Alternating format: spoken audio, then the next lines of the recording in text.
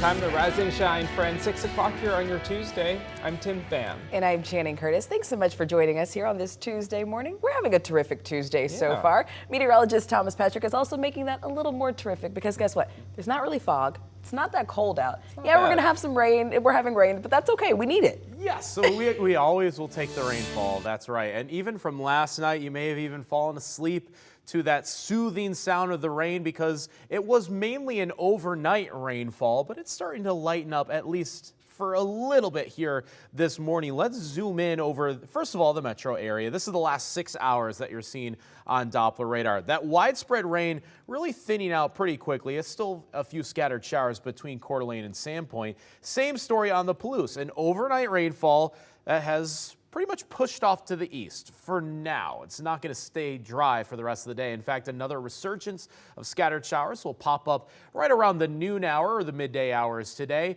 and we'll even have a chance for a thunderstorm for the first time this year. High temperature is still in the upper 40s to near 50 degrees, but if we hear a clap of thunder, I wouldn't be surprised with today's weather pattern.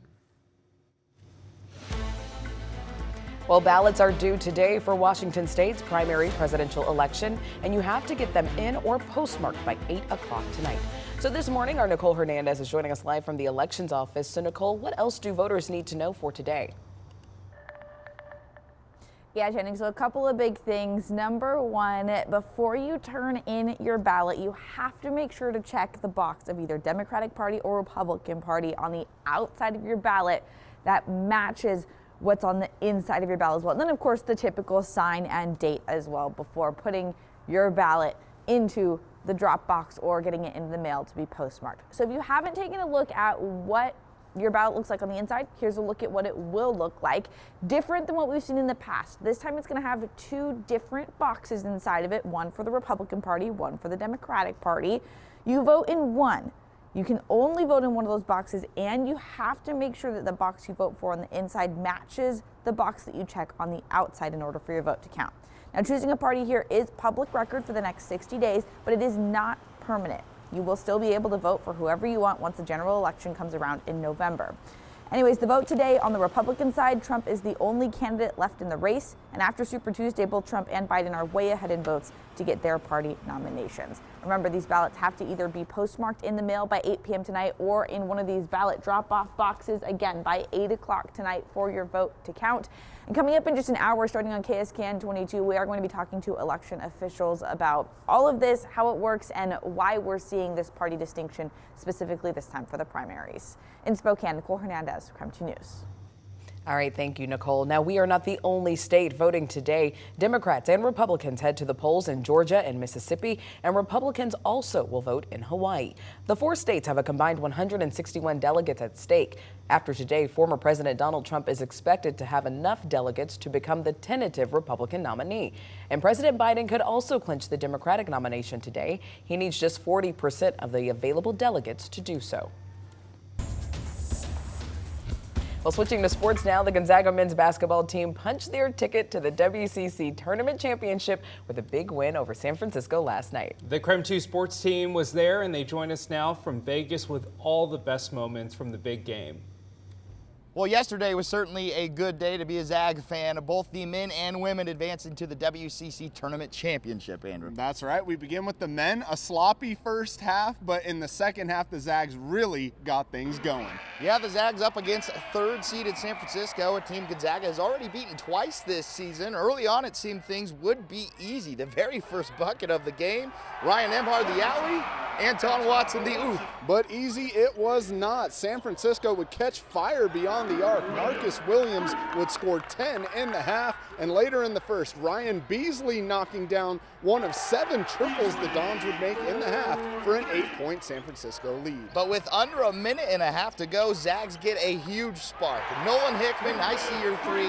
Here's mine. Maybe the biggest bucket of the game coming from Dusty Stromer off the bench that really woke up the crowd here at the Orleans Arena. A 3 to suddenly give the Zags a 36-35 lead. The Zags still had more scoring to do before the break. Ryan Nembhard, how's your jumper? It's good. 2 of his 14 as the Zags miraculously led by a point at the break. And that momentum would carry over to the second half where Ben Gregg would take over this game.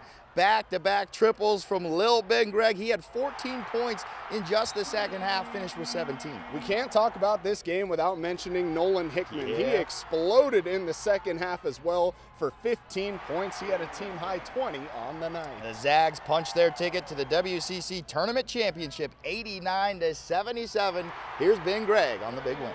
Me and Travis Knight watched a show called Ted Lasso, and the big thing is called We Gotta Be a Goldfish and Have a Short Memory. And that's what he told me, and I was like, yeah, you're right. You gotta forget about having the first half and come out and keep shooting my shot. I know it's gonna go in. I worked so hard on it. And these guys gave me all the confidence in the world to tell me to keep on shooting it. So kept letting it fly and finally made a couple. It's a good feeling. And that sets up what we can title the trilogy, Andrew, up against St. Mary's yet again in the championship. It always seems like it comes down to these two in the WCC, and everything gets tipped off today at 6 p.m. Yep, we'll have all your coverage right here on KREM 2 from Las Vegas. For Andrew Quint, I'm Travis Green. Now, our WCC coverage doesn't end here. Coming up at 6:33, our sports team is breaking down the Gonzaga women's big win over Pacific and who they will face today in the final. It is 6:07. Let's take a look at your morning rush. More news in less time. This morning, Providence says it's expanding their use of AI to improve healthcare. They say the technology will help them and with referrals and run chatbots to help reduce providers' workloads and response times. AI will also be able to automate clinical documentation during patient exams. Happening today, the memorial service for the Washington State Trooper killed on I-5 in Marysville earlier this month. The service for Christopher Gath starts at 1 p.m. in Everett and is open to everyone. Idaho lawmakers expect to hear a pitch today in a matter of hours to expand behavioral health using telehealth services in public schools. House Bill 684 would allow public schools to provide access to counseling or therapy via telehealth on school grounds during a school day. Students and parents would select the mental health professional providing the services. That is a look at your morning rush.